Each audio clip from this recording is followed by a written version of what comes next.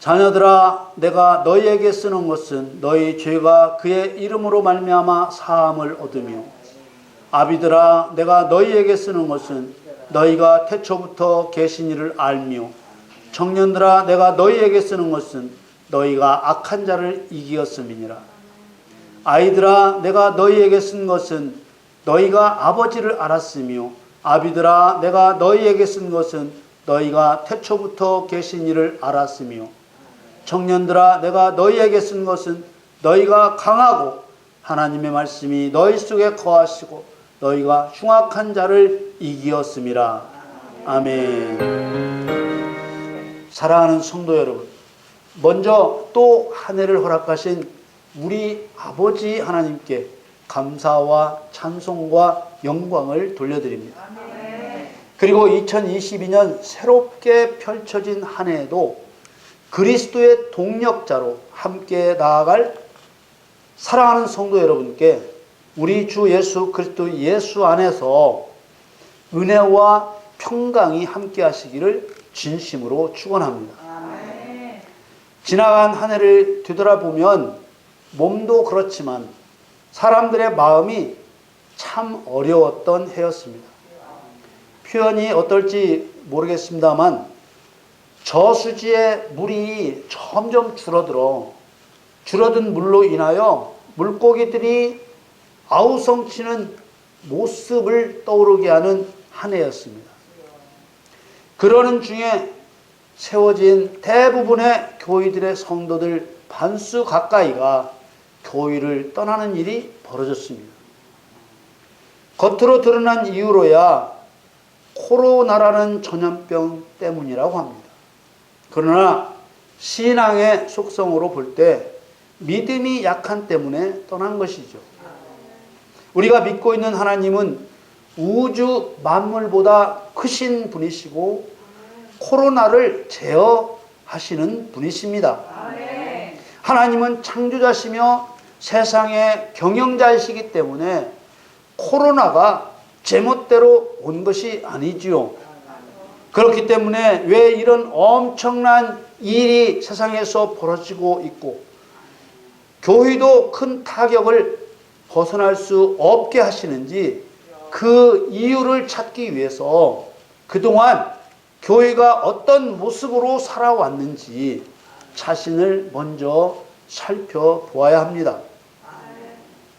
모든 교회가 정말 하나님과 올바른 관계 속에서 교회의 기능을 해왔는지 돌아봐야 하는 것이죠. 하나님께서 구원받은 성도들에게 바라시는 것이 있지 않습니까? 그것은 하나님의 영광과 명성을 드러내는 일입니다. 우리가 수없이 읽고 또 읽었던 말씀이 있습니다. 이사야서 43장 7절 말씀에 무릇 내 이름으로 일컫는 자 곧 내가 내 영광을 위하여 창조한 자를 오게 하라. 그들을 내가 지었고 만들었느니라. 하나님께서는 구원하신 백성들을 자기의 증인으로 세워 온 세상에 하나님의 영광과 명성을 드러내게 하신 것입니다. 이런 하나님의 뜻을 따라 구원받은 그리스도인들에게 주어진 사명이 증인의 사명입니다. 마태복음 28장 19절 20절 말씀에 그러므로 너희는 가서 모든 족속으로 제자를 삼아 아버지와 아들과 성령의 이름으로 세례를 주고 내가 너희에게 분부한 모든 것을 가르쳐 지키게 하라. 볼지어다 내가 세상 끝날까지 너희와 항상 함께 있으리라 하시니라. 이 말씀을 반드시 따라야 한다는 뜻으로 예수님의 지상 명령이라고 하는데 다른 말로는 복음을 전파하라는 명령이라고도 하고 증인의 사명을 감당하라는 명령이라고도 합니다.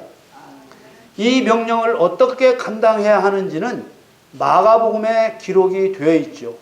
마가복음 16장 15절에서 18절 말씀에 또 가라사대 너희는 온 천하에 다니며 만민에게 복음을 전파하라. 믿고 세례를 받는 사람은 구원을 얻을 것이요 믿지 않는 사람은 정죄를 받으리라. 믿는 자들에게는 이런 표적이 따르리니 곧 저희가 내 이름으로 귀신을 쫓아내며 새 방언을 말하며 뱀을 집으며 무슨 독을 마실지라도 해를 받지 아니하며 병든 사람에게 손을 얹은즉 나으리라 하시더라. 성령이 함께 하셔서 이런 방법으로 하나님의 영광과 명성을 드러내시는 것입니다. 이것은 하나님의 권능이 아니고서는 일어날 수 없는 일을 통해서 이방 종교의 거짓 신들과 우상 숭배와 미신의 배후에서 속이고 도적질하고 죽이고 멸망시키는 사단의 역사를 깨뜨림으로써 하나님만이 유일한 신이심을 증거하는 것입니다. 이것이 자신도 신이라고 거짓말하는 사단과 그 거짓말에 속아서 거짓 신을 숭배하는 사람에게 하나님만이 전지전능하신 유일한 신이심을 증명해주고 그것을 행하는 성도 자신도 믿음 위에 믿음을 더해 하나님과의 완전한 관계를 이루어가는 것입니다. 하나님께서는 이스라엘 백성들의 조상인 아브라함에게 미리 말씀하시기를 네 자손들이 400년 동안 이방의 나라에서 고통을 당하다가 큰 재물을 이끌고 나오리라고 하셨고 애굽에서 이들을 건져내어 젖과 꿀이 흐르는 약속의 땅 가나안으로 인도하여 들이신다고 약속하셨습니다. 창세기 17장 8절에 내가 너와 네 후손에게 너의 우거하는 이 땅 곧 가나안 일경으로 주어 영원한 기업이 되게 하고 나는 그들의 하나님이 되리라. 그런데 이렇게 약속된 땅에 들어가게 하시려고 애굽에서 이스라엘 백성들을 이끌어내셨을 때 그냥 들어가게 하신 것이 아니라 정복을 위한 전쟁을 준비시키셨습니다. 하나님께서는 자기 백성들에게 군사 작전에 필요한 모든 정보를 미리 탐지하게 하신 것이지요. 민수기 13장 17절에서 20절 말씀에 모세가 가나안 땅을 탐지하러 그들을 보내며 이르되 너희는 남방길로 행하여 산지로 올라가서 그 땅의 어떠함을 탐지하라. 곧 그 땅 거민의 강약과 다소와 그들의 거하는 땅의 호불호와 거하는 성읍이 진영인지 산성인지와 토지의 후박과 수목의 유문이라. 담대하라. 또 그 땅 실과를 가져오라 하니 그때는 포도가 처음 익을 즈음이었더라. 이런 정복 전쟁을 통해 하나님께서 이루시려는 목적이 구원받은 자의 순종을 확인하고 구원받은 자를 통해 원수를 멸하시려는 것입니다. 그래서 12 정탐꾼이 돌아왔을 때 하나님을 절대 신뢰하는 여호수아와 갈렙 그리고 하나님을 신뢰하지 않는 10명의 정탐꾼과 이스라엘 백성들로 쫙 갈라져 버립니다. 하나님께서 이들을 향해 하나님을 신뢰하지 않은 모든 사람들을 약속의 땅에 들어가지 못하도록 광야에서 죽이시겠다고 하셨습니다. 하나님께서는 구원받은 성도에게 피할 수 없는 정복 전쟁의 길로 가게 하신다는 것을 믿어야 합니다. 출애굽과 가나안 정복은 교회 시대에 그대로 재현될 그림자이자 모형이기 때문입니다. 다만 교회 시대에는 정복 전쟁이라는 말 대신 예수 그리스도의 증인, 복음 전파 이런 말이 사용되고 있는 것입니다. 이런 정복 전쟁을 위해서 요구되는 신앙이 바로 청년의 신앙입니다.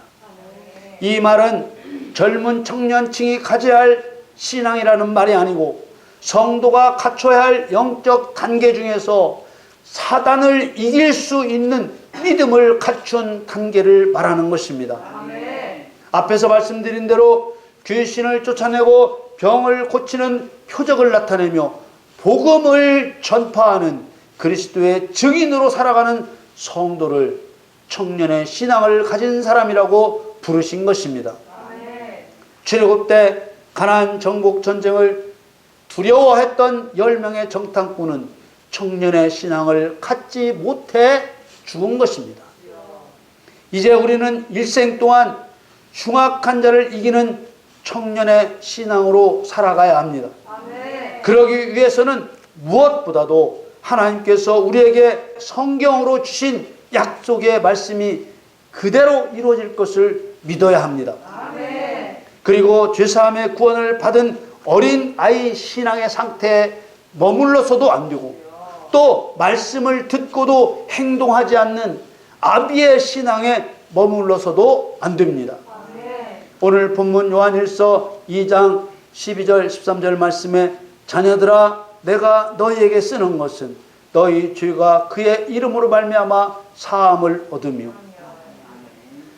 아비들아 내가 너희에게 쓰는 것은 너희가 태초부터 계신 일을 알며, 청년들아 내가 너희에게 쓰는 것은 너희가 악한 자를 이기었음이니라. 하나님께서는 반복적으로 하나님의 말씀이 힘있게 작동하는 청년의 신앙을 가져야 한다는 것을 강조하셨습니다. 14절에 아이들아 내가 너희에게 쓴 것은 너희가 아버지를 알았으며, 아비들아 내가 너희에게 쓴 것은 너희가 태초부터 계신 이를 알았으며, 청년들아 내가 너희에게 쓴 것은 너희가 강하고 하나님의 말씀이 너희 속에 거하시고 너희가 흉악한 자를 이기었습니다. 청년의 신앙을 갖지 못하게 하는 가장 무서운 적은 하나님의 경륜을 깨닫지 못한 채 성경을 가르치고 배우는 것입니다. 우리는 이제 한 해 동안 청년의 신앙으로 전신갑주를 취하고 성령의 능력으로 충만하여 훈련을 거듭해야 할 것입니다. 그런 우리를 청년의 신앙을 가진 정복자로 세우셔서 흉악한 자 사단을 이기며 하나님의 영광과 명성을 드러내며 살게 하실 것입니다. 새롭게 펼쳐진 2022년 예수님께서 보이셨던 권세와 능력으로 흉악한 자를 멸하여 하나님의 유일하심과 그의 영광을 드러내는 권능의 삶이 되시기를 예수님의 이름으로 축원합니다.